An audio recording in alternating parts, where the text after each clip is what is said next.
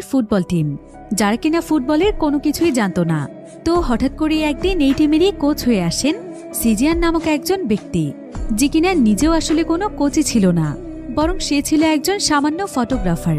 কিন্তু ছোটবেলা থেকে সে ফুটবলে অনেক বেশি এক্সপার্ট ছিল, তাই সে সবসময় একজন ফুটবলার হতে চাইত। কিন্তু দারিদ্রতার কারণে তার ফুটবলার হওয়ার স্বপ্নটি স্বপ্নই থেকে যায়। তবে এক পর্যায়ে সে ছলচাতুরি করে একটি অপদার্থ টিমের ফুটবল কোচ হয়ে যায়। সে নিজে একজন ফুটবলার হতে না পারলেও পরবর্তীতে তার সমস্ত স্বপ্নই হয়ে যায় এই ফুটবল টিমটিকে নিয়ে।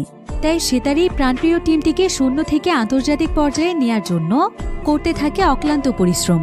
সে এমন এমন কৌশলে টিমের প্রত্যেকটি প্লেয়ারদেরকে প্র্যাকটিস করাতে থাকে, যেটা কোনো সাধারণ কোচ কখনো কল্পনাও করতে পারবে না। তবে শেষ পর্যন্ত সে কি তার এই অপদার্থ টিমটিকে আন্তর্জাতিক পর্যায়ে নিয়ে যেতে পেরেছিল, সেটাই আমরা দেখব এই মুভিটিতে। আমরা তো কম বেশি ফুটবল নিয়ে অনেক মুভির গল্প দেখেছি, কিন্তু আজকের এই গল্পটি আপনাকে অনেক বেশি অনুপ্রাণিত করবে। তাহলে চলুন ঘুরে আসা যাক অপদার্থ একটি ফুটবল টিমের গল্প থেকে। তো গল্পটি শুরু হয় চায়নার অনেক ছোট্ট একটি শহরে, যেখানে আমরা সিজিয়ান নামক একজন ব্যক্তিকে দেখতে পাই। তার বয়স ছিল 56 বছর। তো সে যখন তার বাইকে করে কোনো এক জায়গার উদ্দেশ্যে যাচ্ছিল, তখন একজন ব্যক্তি তাকে বলে, তুমি আমাকে ফুটবল খেলা কবে শেখাচ্ছ বলো তো? কিন্তু সিজিয়ানের অনেক তাড়া থাকার কারণে সে দ্রুত সেখান থেকে চলে যায়। সে আসলে একটি স্টুডিওতে যাচ্ছিল।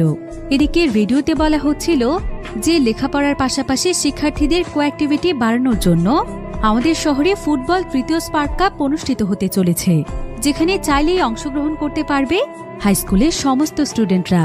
তো এরপর সিজিয়ান একটি স্টুডিওতে যায়, যেটা কিনা ছিল হুয়াং নামক একজন ব্যক্তির।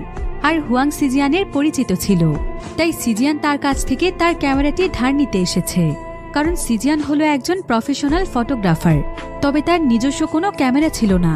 তাই সে হুয়াংয়ের কাছ থেকে এই ক্যামেরা নিয়ে বিভিন্ন জায়গাতে ফটোগ্রাফি করে, আর এটাই ছিল তার অর্থ উপার্জনের একমাত্র মাধ্যম। তো এরপর সিজিয়ান ক্যামেরা নিয়ে সেখান থেকে বেরিয়ে পড়ে। অন্যদিকে আমরা ইউয়ান নামক একটি ছেলেকে দেখতে পাই। ইউয়ান রাস্তায় কিছু সিডি সেল করছিল, আর এমন সময় সেখানে একটি লোক আসে, আর সে ইউয়ানকে বিভিন্ন উল্টো পাল্টা কথা বলতে শুরু করে। এতে তার সঙ্গে ইউয়ানের তর্ক শুরু হয়ে যায়, আর এক পর্যায়ে ইউয়ান লোকটিকে ধাক্কা দিয়ে সেখান থেকে পালাতে শুরু করে। কিন্তু কিছু দূর যাওয়ার পরেই দেখা যায় যে ইউয়ান সোজা গিয়ে সিজিয়ানের বাইকের সঙ্গে ধাক্কা খায়। সিজিয়ান আবার তার সঙ্গে ফটোগ্রাফির জন্য একটি মেশিন নিয়ে এসেছিল, যেটা কিনা ইউয়ানের সঙ্গে ধাক্কা খাওয়ার ফলে ভেঙে যায়। তাই সিজিয়ান তখন জরিমানা নেওয়ার জন্য ইউয়ানকে থামানোর চেষ্টা করে, কিন্তু ইউয়ান যত তাড়াতাড়ি সম্ভব সেখান থেকে পালানোর চেষ্টা করছিল। ইউয়ান বাঁচার জন্য তাদের দিকে অনেক দূর থেকে একটি ফুলকপি ছুঁড়ে মারে, আর ফুলকপিতে ইউয়ানের কিক দেখে সিজিয়ান একদম অবাক হয়ে যায়। এবার আমরা একটি ওয়েডিং সেরেমনির দৃশ্য দেখতে পাই, যেখানে সিজিয়ান ক্যামেরাম্যানের কাজ করছিল, কিন্তু পড়ে যাওয়ার কারণে তার ক্যামেরাটি একদমই চলছিল না। এর মধ্যেই আবার হঠাৎ করেই ধাক্কা খেয়ে ভুলবশত ওয়েডিং কেকের মধ্যে সিজিয়ানের ক্যামেরাটি পড়ে যায়। এতে করে সেখানে থাকা একজন সিজিয়ানের চোখে প্রচণ্ড জোরে একটি ঘুষি মারে, যার ফলে সিজিয়ানের চোখ একদম ফুলে যায়। এরপর রাতের বেলা দেখা যায় যে সিজিয়ানের চোখের অবস্থা খুবই খারাপ, আর এখানে তাকে তার বন্ধুরা বলে, একবার ভাবো তো, আমরা সময় মতো না আসলে তোমার কি অবস্থা হতে পারত। এদিকে ক্যামেরা নষ্ট হয়ে যাওয়ায় হুয়াং সিজিয়ার উপর প্রচণ্ড রেগেছিল, তাই হুয়াং সিজিয়ানকে অনেক উল্টো পাল্টা কথা বলতে থাকে।